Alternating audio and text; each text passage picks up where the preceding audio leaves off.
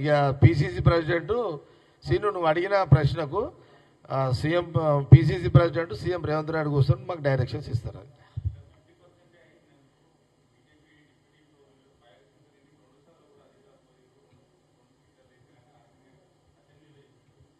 ఎవరన్నారు? ఇది 2 సార్లు కాదు, ఒక్కొక్కరికి 3 సార్లు కూడా పోయిర్రు. ఏమైందంటే ఇక ప్రతి ఒక్కరు కొంత అనుమానాలు కాదు, కొందరు క్వశ్చన్స్ వేస్తుంటే అందుకే అంటే తెలంగాణలో సర్వేకి సంబంధించి అధికారులకు ఎన్నిసార్లైనా మీరు పోవచ్చు, సర్వే చేయొచ్చు, ఎవరు అడిగినా వాళ్ళకి తగ్గట్టుగా సర్వే కూడా దగ్గరుండి చెయ్యండి అని సీఎం రేవంత్ రెడ్డి క్యాబినెట్ మినిస్టర్లు ఇచ్చిన డైరెక్షన్స్ అవన్నీ కూడా. మీరు ఇది కూడా అనొచ్చు, సీఎం రేవంత్ రెడ్డి గారు అంటున్నారు కూడా డౌట్ వస్తుంది మీకు. అది ఇప్పుడు మా కాంగ్రెస్ సీఎం, మరి మా సీఎం గురించి నేను చెప్పకపోతే ఇంకెవరు చెప్తారు? మళ్ళీ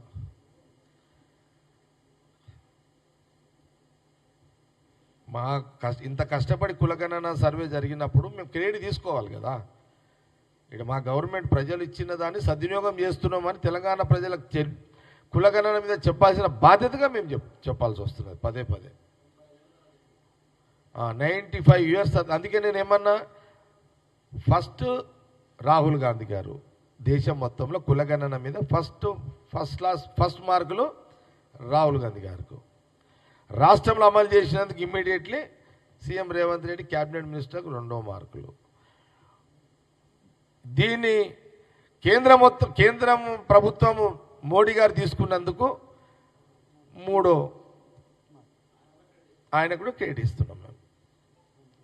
తేడా ఎక్కడొస్తుందంటే రాహుల్ గాంధీ గారు 1 ఉన్నాడు, రేవంత్ రెడ్డి 2 ఉన్నాడు, మోడీ గారు 3 ఉన్నారు. ఎందుకంటే లేట్గా డిసిషన్ తీసుకున్నారు కాబట్టి.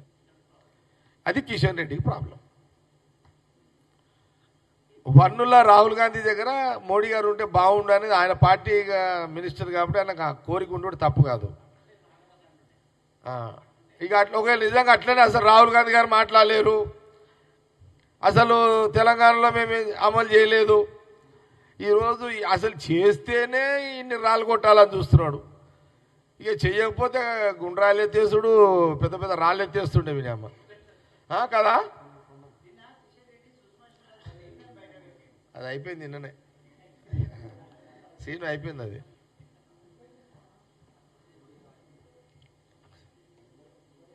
ఎందుకు ఆయన అడిగిందని వాడు చెప్పినా కదా.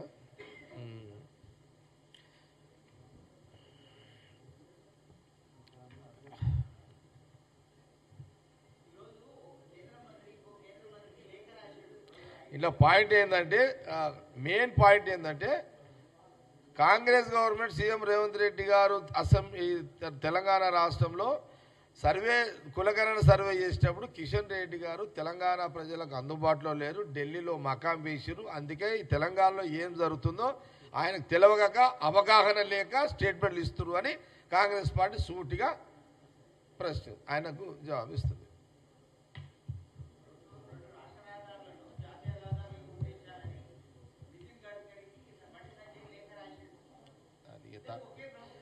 సీను టాపిక్ కులగణన మీద, ఓన్లీ కులగణన మీద టాపిక్.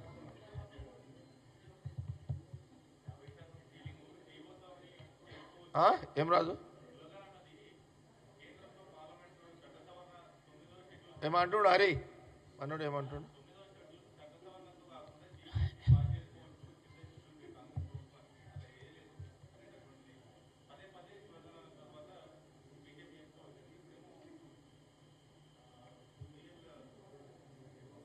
ఇప్పుడు కిషన్ రెడ్డి గారు షాక్లో ఉన్నారు, ప్రస్తుతానికి షాక్లో ఉన్నారు. ఎందుకంటే ఆయన ఇప్పుడు సెంట్రల్ మినిస్టర్ కాదు, ఇక్కడ ప్రెసిడెంట్ కూడా. ప్రెసిడెంట్గా ఉండి అతను ఫెయిల్ అయిన ఒక భావన వచ్చింది కాబట్టి ఇప్పుడు ఏమైందంటే ఇప్పుడు ఇద్దరి మధ్యలో నడుస్తుంది. ఇప్పుడు ఇదిగా కులగణన అసెంబ్లీలో పాస్ చేసి గవర్నమెంట్ ఆమె సెంట్రల్ పంపించిన సీఎం రేవంత్ రెడ్డికి కులగణనలో నా పాత్ర ఏం లేకుండా పోయిందని కిషన్ రెడ్డికి. ఇప్పుడు ఇద్దరు రెడ్ల మధ్యలో పంచాయతీ నడుస్తుంది ఇప్పుడు ఇదంతా. బీసీ అది కథ.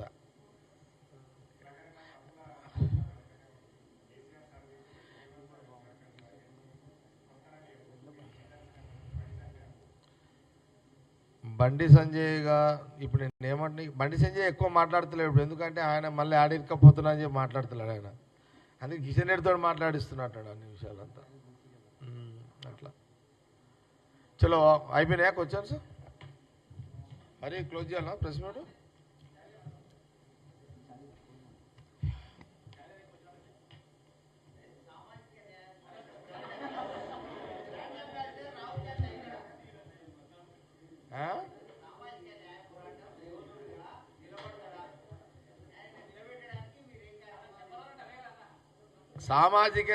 సామాజిక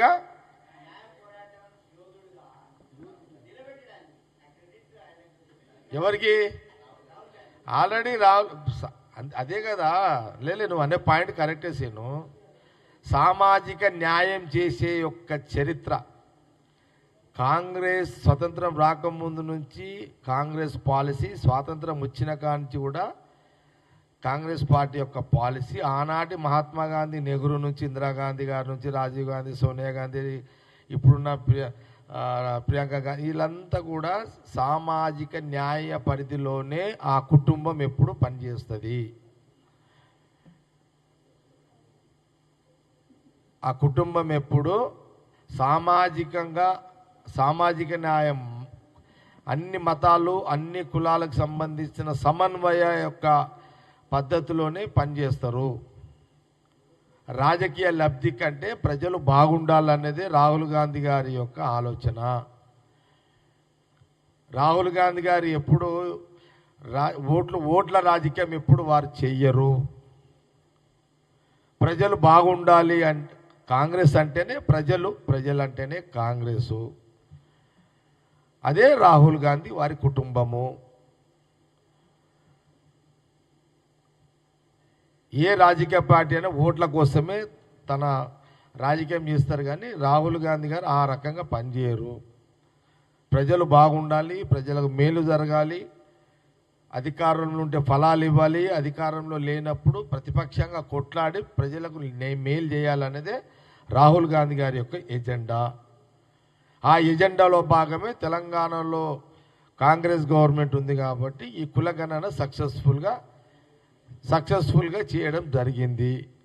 నేను కిషన్ రెడ్డి గారిని అడుగుతున్నా, ఈడ మేము చక్కగానే ఉన్నాము, మిగతా రాష్ట్రాల మీ బీజేపీ ఉన్న గవర్నమెంట్ సంగతి చూసుకోపోయి ఈడ నడిచే అంతే కదా.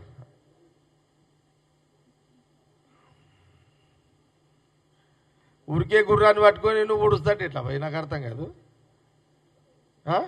ఉరకని ఎద్దులేమో ఆడవాడుకునే, ఉరికే గుర్రాన్ని పట్టుకొని నువ్వు వెనక ఓడుస్తాడు, ఏం లెక్క అది? అట్లా కాదు కిషన్ రెడ్డి గారు అని మేము హితువు పలుకుతున్నాం అంతే.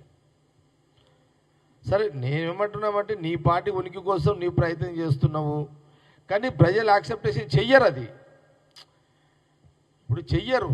జరిగింది, అసెంబ్లీ జరిగింది, చర్చ జరిగింది, గవర్నర్తో ఆమోద ముద్ర తీసుకున్నారు, ఢిల్లీకి పంపించారు. సీఎంతో పాటు అందరు కూడా పోయి ఢిల్లీకి పోయి ప్రధానమంత్రి కూడా కలిసి వచ్చారు.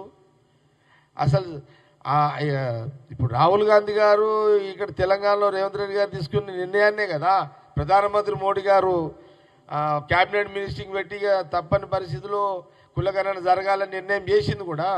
అందుకే కదా పార్టీలకు అతీతంగా ప్రధానమంత్రి గారు తీసుకున్న నిర్ణయాన్ని చాలా మంచి నిర్ణయం అని రాహుల్ గాంధీ గారితో పాటు కాంగ్రెస్ పార్టీ సైనికులమైన మేము కూడా అందరం హర్షిస్తున్నాము. మేము ఎక్కడ విమర్శిస్తలేము.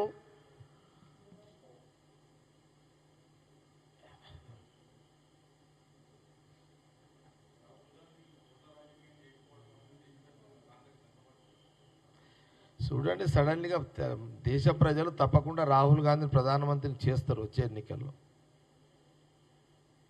తప్పకుండా వచ్చే ఎన్నికల్లో ఈ దేశ ప్రజలు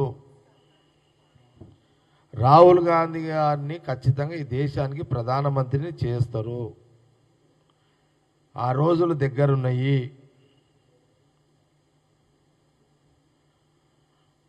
మళ్ళీ కాంగ్రెస్ పరిపాలన దేశంలో ప్రజలు కోరుకుంటున్నారు.